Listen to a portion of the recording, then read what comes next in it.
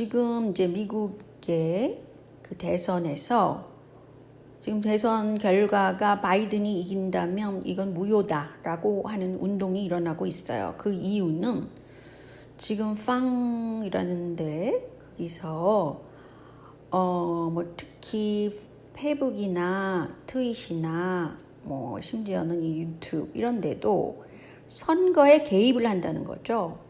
왜냐하면 모든 자료들이 지금 다 노출되고 있기 때문에 그것에 따라서 그 알고리즘으로 따라서 큰 슈퍼컴퓨터가 자동으로 어떤 글은 막고 어떤 글은 더 많이 퍼지게 하고 이게 가능하단 말이죠. 그런데 미국 대선에서 그렇게 지금 하고 있다는 거예요. 바이든의 지금 아들이 문제를 일으켜가지고 부패고리고 중국과 연관돼서 큰 문제를 일으켰다라는 것도 쉬쉬한다는 거죠. 이렇게 이거 진짜 문제가 아니에요. 왜냐하면 미래에 일어날 모든 선거판을 이렇게 그 주로 그 팡 이쪽에서 다 그거 뭐죠? 마사지를 할 수 있다는 겁니다. 결국은 진정한 민주주의는 성립되지 않는다는 것이죠. 얼마나 끔찍합니까? 그래서 미국 보수 쪽에서는 지지층에서 막 이 문제를 가지고 지금 얘기를 하고 있는데 이것을 제가 기사화를 제 페이스북에 올리려고 그랬더니 이게 태클이 당해서 안 올라가더라고요. 그래서 제가 할 수 없이 이렇게 사진으로 찍어서 올렸죠. 뭐 어떻게 해요. 그런데 이 중국 중심으로 가는 것이 그게 비인간적일 수밖에 없어요. 왜냐하면 중국이라는 거는 전체주의란 말이죠. 그게 뭐 혁명을 일으켜서 민중을 위하고 뭐 이런 사회라고 꿈꾸죠. 혁명가들은. 근데 실제로 보면 그렇지 않다는 겁니다. 그렇다면 모든 사람의 얼굴을 왜 사진 찍어가지고 왜 일일이 그것을 주시를 하고 있고 정치적인 발언을 못하게 하고 있고 모든 것을 그러면서 부패고리를 탑에서 가지고 있단 말이죠. 부패고리만 없어도 뭐 중국도 괜찮은 나라라고 하고 싶지만 그렇지가 않단 말이죠. 그리고 옆 나라인 한반도의 그 역사를 바꾸려고 지금 하고 있어요. 그 중에 하나가 지금 문제가 된 동이족에 관한 그런 자료들을 일절 올리지 않고 게다가 그 고대사에 대해서 중국 문명은 그러니까 동북공정을 하고 있다는 거죠. 고구려까지도 중국이다 이렇게 쳐내려가고 있잖아요. 근데 실질적으로 무엇이 옳은가를 볼 때는 틀렸단 말이에요. 그 중국의 입장이. 그래서 중국의 양심 있는 학자들은 중국 문명의 뿌리는 동이족에 있다. 대만의 그 학자들도 그렇게 생각을 하고 있고 그런 책도 있다. 이하동서설 중국사 전사화 이게 그렇다는 겁니다. 게다가 뭐 한국도 그 단국문화 포럼 그런 쪽에서는 동이족이 중국 문명의 모태다라는 것을 얘기를 했습니다. 즉 중국 준원이 이제 진나라가 거기를 지배하기 전까지는 동이족이 다 지배를 했다는 겁니다.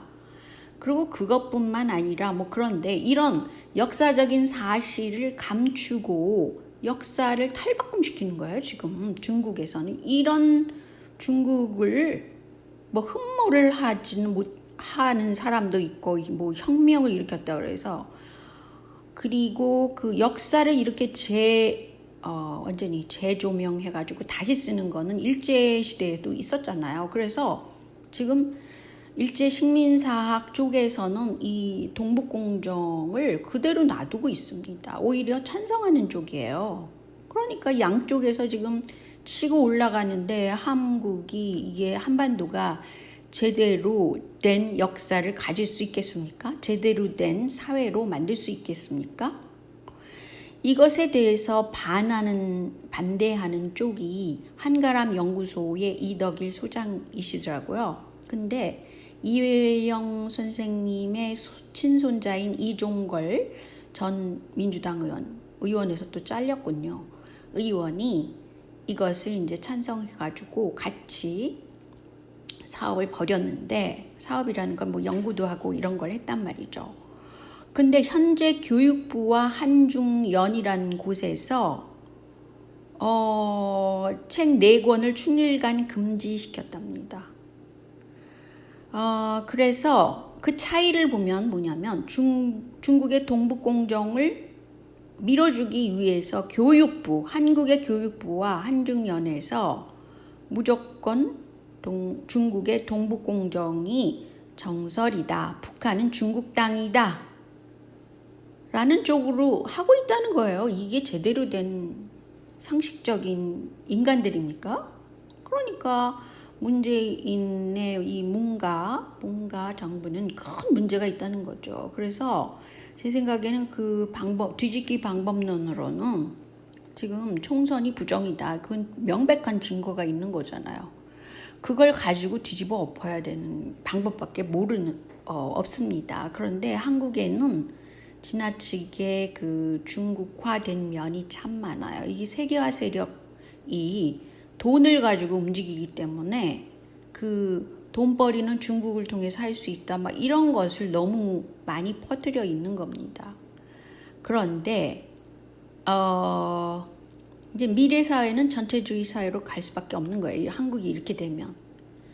전체주의 사회로 가게 되면 뭐냐, 인간 생명이 지금 중시되지 않는, 또 환경 문제가 중시되지 않는 그런 사회로 되는 겁니다. 인간 생명을 줄이고 애들도 낳지 못하고 그러면 그 나라의 미래는 없는 거죠. 그럼 기껏해야 이민자를 받아들여서 뭐 하겠다 그러는데, 뭐 4차 혁명이라면서요. 4차 산업이 그 인구수를 많이 필요로 하지 않는데 왜 이민자들은 받아들인다고 그러는 겁니까? 다민족 사회를 만들게 되면 그게 얼마나 문제가 되는지 미국을 보면 알잖아요. 그러면 그 사회적 비용이 엄청난 거죠. 그래서 지금은 진짜 참 보수세가 필요한데, 한국에 참 보수세가 거의 사그라들었다는 겁니다. 뭐 이념적으로 너무 가 있어서 친북적이고 친중국적인 사람들이 꽤 많고, 또 사이비 보수세는 중국과 붙어야지 경제가 살아난다, 그래도 아시안이지 뭐 이렇게 생각하시나 봐요. 그런데 전체주의로 간다는 거는 인간 생명 자체를 죽이는 그런 쪽으로 간다는 겁니다. 그럼 개인의 프라이버시 문제가 아닙니다. 이거는 개인의 생존권이 무너지게 되는 거예요. 그리고 환경이 완전 침해가 되는 겁니다.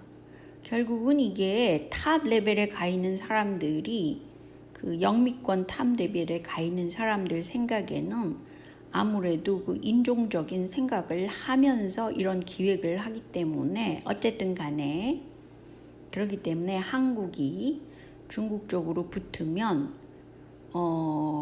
그 미래가 어둡죠. 그래서 뭐 영국의 왕실 연구소에서는 한국이란 나라가 가장 먼저 국가 정체성을 잃어버릴 것이다라고 얘기를 했는데, 그것은 기획을 자기네들이 다 하고 나서 그런 얘기를 하는 거죠.